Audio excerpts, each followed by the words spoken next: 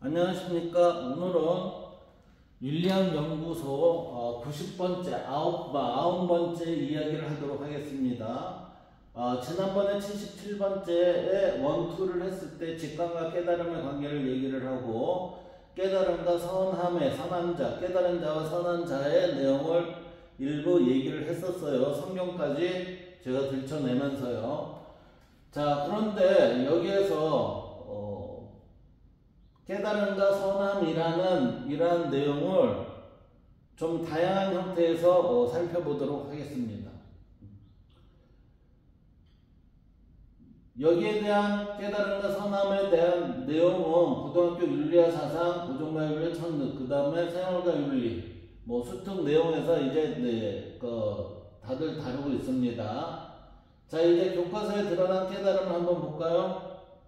교과서에 드러난 깨달음은, 자, 원효 스님을 한번 봅시다. 원효 스님은 모든 경계가 무한하지만 다 일심 안에 들어가는 것이다 그랬어요.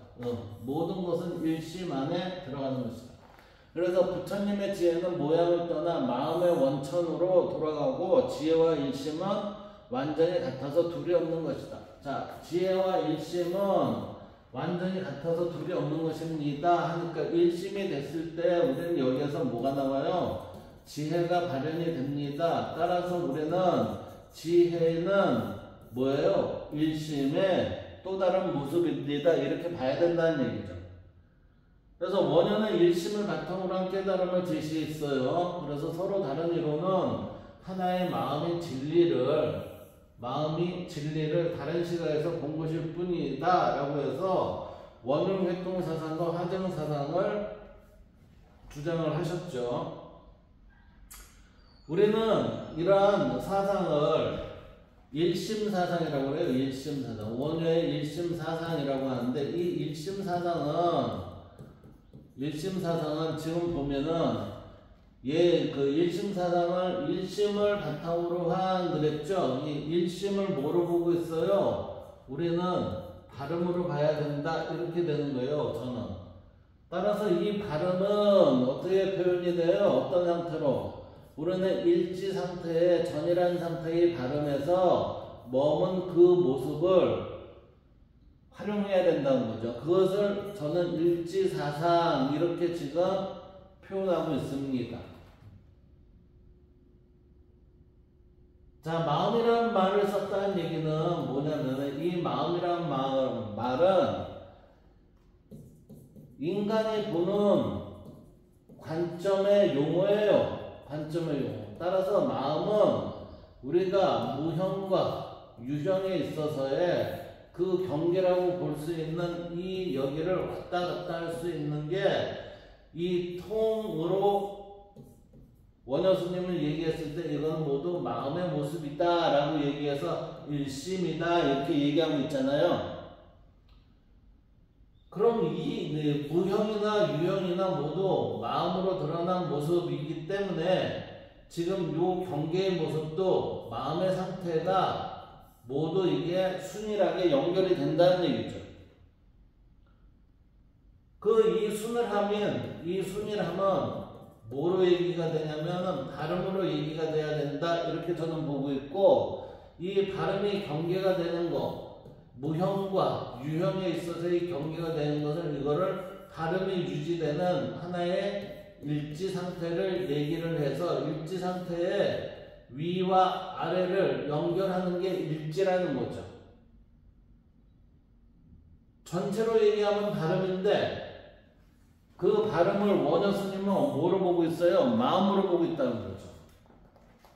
원효 스님과 저의 차이는 이거예요. 원효 스님은 일심사상이지만 저는 일지사상으로 얘기하고 싶다 이 얘기죠. 그리고 원효의 오도성에 보면 마음이 일어나니 온갖 분별이 일어나고 마음이 사라지니 감실, 이 감실이라는 거는 성스러운 것이죠. 성스러운 것이나 무덤이나 똑같다. 세상 무덤가 마음일 뿐이며 만가지 현상도 식일 뿐이네. 마음밖에 아무것도 없는데 무엇을 달리 구할 수 있겠는가? 이렇게 보고 있죠. 따라서 마음 밖에서는 깨달음을 얻을 수 없으며 모든 것이 마음에 달려있다라는 심의 무법 이 사상을 주장을 하면서 원의 오도성은 이건 뭐예요? 전체지예요. 전체지. 전체지의 관점으로 본다는 얘기죠.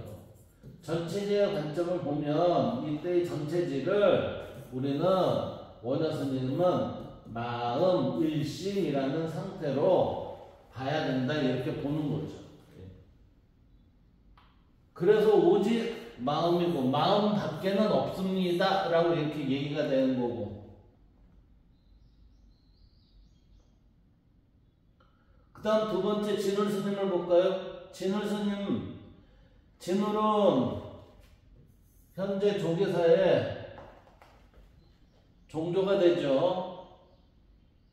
그리고 이거는 산종의 진울이고 교정의 의천이죠. 그래서 진울은 도노점수이지만 의천은 내외 겸정과 교관 겸수를 얘기를 하고 있었어요. 그래서 진울 스님은 뭐라고 얘기하냐면 선은 부처의 마음이요 교는 부처의 말씀입니다 라고 얘기하잖아요.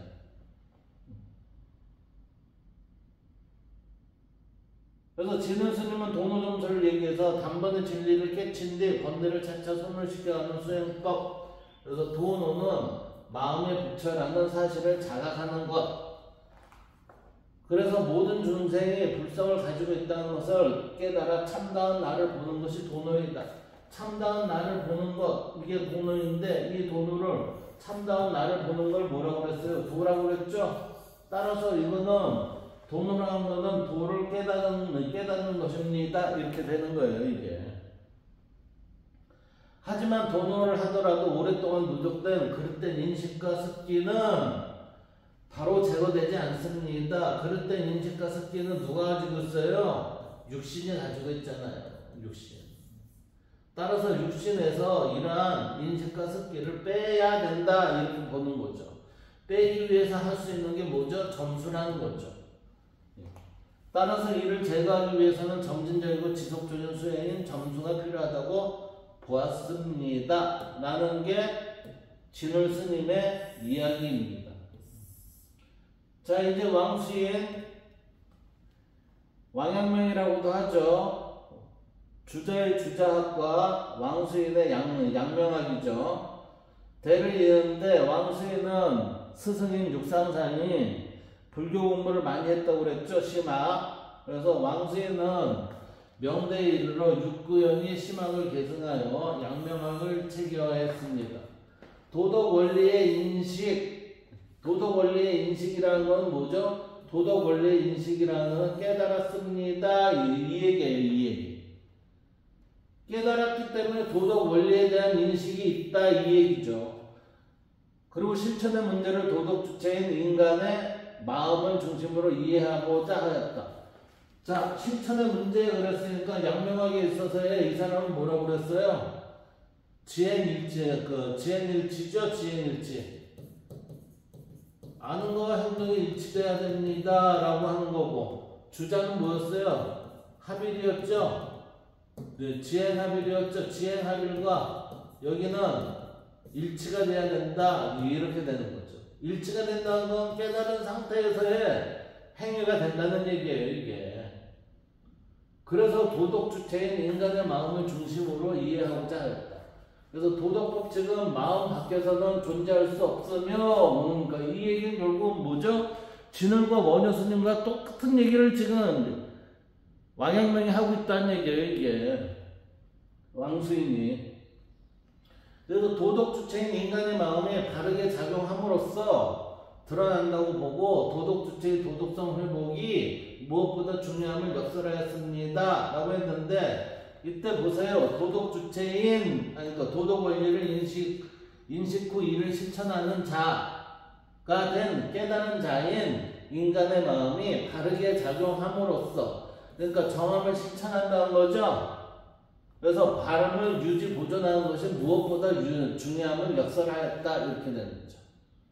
그래서 발음에서 벗어나면 깨달음조차도 모두 허물어진다 이렇게 되는 거예요. 자, 이제 깨달음이란 무엇인가 한번 봅시다. 깨달음이란 깨닫고자 하는 자에게 수동적인 자세를 요청한 것이 아닌 적극적이고 능동적인 자세를 통해 깨달음에 한 발자국 한 발자국 깨달음으로 다가가는 작업 끝에 마침내 도달하게 되는 사태입니다. 이 사태를 뭐라고 해요? 갑자기 다가오는 순간으로서 그걸 도노라고 얘기한다는 거예요. 이 도노가 됐을 때 우리는 깨닫게 됐다라고 하고 우리는 득도했습니다 하면서 깨달음 상태가 나왔습니다 이렇게 되는 거죠. 득도했다는 건 나를 알았습니다 이렇게 되는 거잖아요. 예. 이러한 깨달음의 순간은 마치 계란을 깨고 나오는 병아리의 탄생과 같은 것입니다.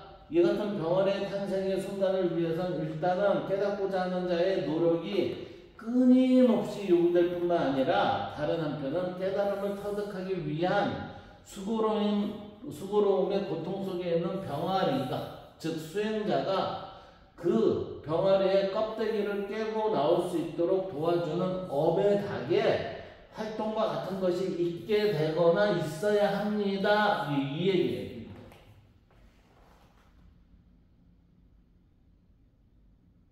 결국 어미닭은 누구예요? 스승이겠죠. 무슨 스승이요? 다른 스승이겠지. 그리고 이와 같은 상황의 비유를 줄탁동시라고 얘기하고 깨달음을 얻고자 하는 이는 자신의 상황을 줄탁동시의 상황이 발생될 수 있도록 자신의 역할에 따른 최선을 다해야 하며 이로 인해 어미닭의 활동이 자신에게 주어지게 되는 경험을 체득하게 된다면 자신이 바라는 종착지, 즉 깨달음에 도달하게 될 것이다. 이 종착지의 결과물은 자신에게 깨달음을 얻게 되는 체득처의 경험과 동시에 명덕의 지혜가 밝게 드러나는 지혜의 바른 상태를 경험하게 됩니다. 깨닫게 되면 뭐가 나온다고 그랬어요? 지혜가 발현된다고 그랬죠. 원효 스님도 그렇게 얘기했잖아요. 여기에서 지금 이 깨달음이라는 건 결국 뭐예요? 종착지의 결과물, 깨달음의 결과물은 어떻게 돼요? 명덕의 지혜가 밝게 나옵니다. 그러니까 대학에서의 명명덕이라는 건 뭐예요? 명덕을 밝혔다는 건 깨달음의 결과로 드러난 현상입니다. 이렇게 봐도 전혀 지장이 없습니다. 우리는 이와 같은 상태를 깨달은 상태 이렇게 얘기를 하고 득도했다라고 말하게 됩니다. 이제 교과서에 드러난 선함이라는 걸 한번 봅시다. 선함이라는 것은 소크라테스에 의하면 선이란 무지의 지이며 내가 알지 못하는 것을 아는 것이며 그게 선이라는 거예요. 악이란 무지에서 비롯됩니다. 그러니까 내가 무지의 지를 알고자 하지 않고 무지를 지니고 있다는 것은 불선함을 행한다는 얘기죠. 그게 악이에요. 그는 인간의 진정한 지식을 추구하면 선한 행동을 할 수 있다고 믿었다. 이때 진정한 지식이 뭐죠? 무지의 지를 추구하면 이렇게 되는 거죠. 이게. 소크라테스의 제자인 플라톤을 볼까요? 선이란 변하지 않는 본질적인 진리입니다 라고 하니까 이거는 진리의 모습이 선함입니다 라고 이렇게 얘기하는 거잖아요. 따라서 선한 삶이란 이성을 따르고 이때 이성이라는 거는 참된 진리에서 비롯된 것을 따르고 올바른 방향으로 바른 방향으로 나아가는 것이다. 정과 부정이 있는데 여기에 부정의 방향으로 나가면은 이거는 악한 삶이 되는 거죠. 그래서 이건 바른 방향으로 나아가는 것이다. 악이란 무지에서 비롯되며 소크라테스와 같은 입장을 취하고 있죠. 참된 지혜를 모르는 상태에서 발생한다고 봅니다. 참된 지혜가 뭐죠? 무지의 지를 아는 거잖아요. 그러므로 선은 변하지 않는 진리이며 인간이 지식과 이성을 통해 이를 추구해야 합니다. 이것을 이데아 또는 형상이라고 얘기를 하죠. 누구에 의해서요? 플라톤에 의해서 그렇게 표현된다는 얘기예요. 선은 변하지 않는 진리예요. 변하지 않는 진리. 진리라는 것은 변한다? 변함이 있으면 안 돼요. 진리라는 거는. 진리라는 거는 과거에도 있었고 지금도 있고 미래에도 있어요. 이게. 그 다음 칸트를 볼까요? 선이란 일반적으로 좋은 것, 뛰어난 것, 훌륭한 것을 뜻하죠. 따라서 선은 사물, 인간 상황에 관한 것이다.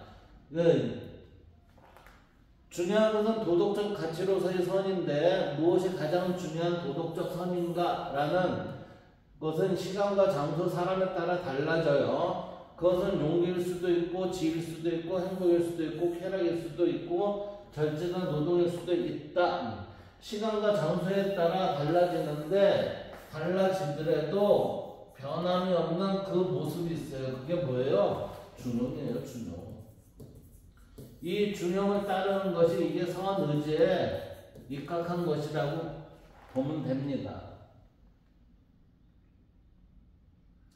아리스토텔레스는 넣질 않았지만 결과적으로는 모두 동일한 의도에서 이 사람들은 선함을 얘기하고 있어요.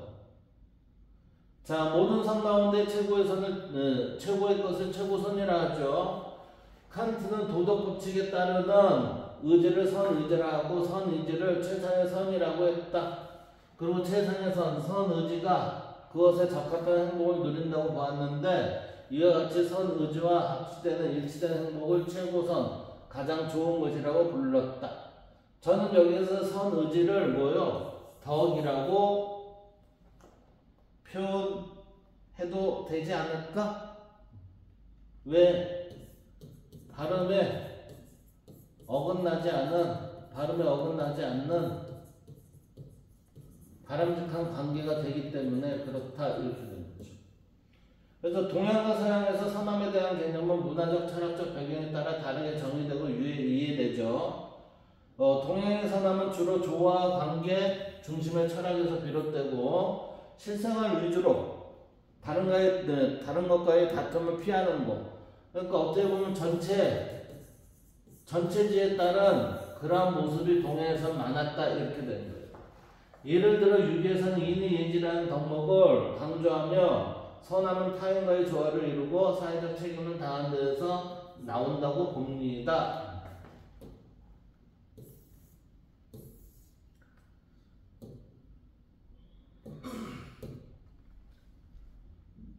불교에서는 자비와 연민을 통해 고통을 줄이고 깨달음을 추구하는 것이 선함으로 여겨집니다. 동양에서는 개인보다는 공동체와의 관계 속에서 선함을 정의하는 경향이 강하다. 서양의 선함은 개인의 자유와 자율성을 중시하는 철학적 전통에서 발전을 했어요. 이 얘기는 뭐예요? 근대 사상 위주로 서양의 선함이 고대가 아닌 근대의 것으로 정리가 되고 있다는 거죠. 고대 그리스 철학에서는 플라톤은 선의 이데아를 통해 선함을 절대적이고 보편적인 진리로 보았죠. 아리스토텔레스는 덕을 통해 개인의 행복과 선함을 연결지었어요. 그 기독교 전통에서는 신의 뜻에 따르는 것이 선함으로 여겨졌어요. 서양에서는 개인의 도덕적 선택과 책임이 선함의 중요한 요소로 간주되고 있습니다. 자, 여기까지와 요 내용은 좀 차이가 있죠? 결국 동양과 서양 모두 선함을 인간의 삶에서 중요한 가치로 여기지만 이를 바라보는 관점과 강조점은 다릅니다. 이렇게 보죠. 자, 이제 선함이란 어떻게 정리가 되나 봅시다. 우리는 유기적 인식론을 할 줄 아는 유기적 인식론이라는 것은 모두가 연결이 됐다는 거죠. 어느 하나 연결되지 않은 게 없습니다. 유기적 인식론을 할 줄 아는 이론론적 세계관으로 세계를 바라보아야 합니다. 이원론이 아니라 유무형의 세계를 일지의 상태에서 바라볼 수 있는 동전의 양면의 세계라는 거죠. 양태만 틀리고. 그래서 이론론적 세계관으로 바라본 무형계와 유형계는 다름의 속성을 지닌 일지 상태가 됩니다. 이 일지 상태는 두 경계를 관찰할 수 있는 깨달음의 경계가 되는 거죠. 그래서 일지 경계로서 살펴보는 무형계의 도는 다름만이 존재하는 것이며 유형계의 기는 다름과 다르지 않음이 공존하는 것을 살펴보게 돼요. 이것으로 인해서 우리는 뭐가 나와요? 4단 칠정론이 여기에서 나오는 거잖아요. 여기에서 지금 4단 칠정론이 나오는 거예요. 4단 칠정. 아주 단순한 건데 이렇게 보는 거죠. 이때의 발음은 첫째 무형계에서 완전한 선, 둘째 유형계에서 완전한 선으로부터 연속된 선함이 되는 것. 이거는 이치, 이거는 조리. 이때의 완전한 선과 연속된 선의 본질적인 속성의 내용이 발음으로 비교되는 것이다. 발음으로 비교된 선은 유형계에서의 발음은 선으로, 바르지 않으면 불선으로 되는 것이다. 그래서 여기에서 4단 칠정의 모습이 드러나는 거죠. 따라서 유형계의 만물 중 사람에게 발음의 모습은 자신에게 내재된 본성에서 드러난 발음의 선이 되는 것이고, 사람으로서 이러한 본성을 잘 보존하고 유지된 것을 선이라 하며, 잘 보존하지 못한 것으로 바르지 못함을 나타내는 것을 불선으로 표현하게 됩니다. 그러므로 선이란 보존의 개념이지만 선함이란 선을 행하는 행위의 개념이 된다. 행위의 개념으로 선함은 의로서 표현하게 되고, 선함의 모습은 여러 다른 언어적 표현으로 쓰이는데 그것은 무형계에서의 발음인 정이 되고, 유형계에서는 보존의 개념인 선이 되고, 외부로 드러나는 행위의 개념인 의가 되는 것입니다. 따라서 선과 의와 정은 모두 같은 의미입니다. 이렇게 보는 거죠. 그래서 공동체에서 행위 개념으로 의가 행해질 때 만물이 이를 따르면 정의로운 공동체라 하여 정의사회 구현이 되는 거고, 정의사회가 구현된 상태를 우리는 조화 혹은 또는 질서라 표현하게 됩니다. 이러한 다양한 관계를 살펴볼 수 있는 발음에 따른 위치 개념이자 상태 개념으로 우리는 일치 상태라고 얘기하는 것입니다. 왜 일치 상태인지 이해가 되십니까? 일치 상태로 나타난 모든 모습은 뭐예요? 발음이자 선이자 의입니다. 이것을 진리의 개념으로 하면 이게 진리이자 이치이자 조리이자 이게 성이자 이게 다르게 드러나면 다른 성품이 됩니다. 이걸 관계로 얘기하면 어떻게 돼요? 관계로 얘기하면 덕이 됩니다. 이렇게 되는 거죠. 예. 개인적으로 얘기하면 개인적으로 하면 득도를 했다 해서 깨달음입니다. 각이 이루어진 상태 이렇게 되는 거죠. 이를 깨달음의 모습이라 할 수 있을 것이다 라고 정의될 수 있습니다. 여기까지 마치도록 하겠습니다. 생소한